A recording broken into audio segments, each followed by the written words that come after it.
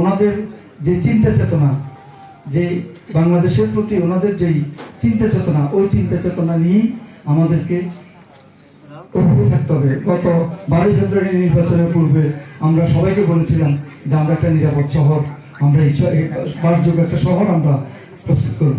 সুতরাং আপনাদের সকলের সহযোগিতা নিয়ে, আপনাদের সকলের সহযোগিতা থাকলে ইনশাআল্লাহ এই শহর অত্যন্ত সুন্দর হবে, এই শহর একটা নিরাপদ একটা শহর হবে। আগামী দিনে আপনারা জানেন আমাদের Chittagong city mayor doctor Shahadat Hossain, ওনার যে কর্ম পরিকল্পনা রয়েছে বিশেষ করে জলাবদ্ধতা নিরসনের জন্য, আমরা যারা ব্যবসায়িক ভাইরা ব্যবসা করে সারাদিন ব্যবসা শেষ করে আপনাদের যে ময়লা আবর্জনাগুলো থাকবে যত্রতত্র ফেলবেন না। এখানে আমার জানার মধ্যে বিন দেওয়া হয়েছে মনে হয়, যদি ওই বিনের মধ্যে ফেলবেন কর্পোরেশনের লোকজন এসে আপনাদের থেকে সেই ময়লাগুলো কালেকশন করবে।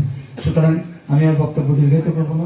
আগামী দিনে একটা সুন্দর নিরাপদ দূষণ মুক্ত জলাবদ্ধতা মুক্ত শহর গড়ার লক্ষ্যে আপনাদের সকলের সহযোগিতা কামনা করছি। ধন্যবাদ সবাইকে। আসসালাম।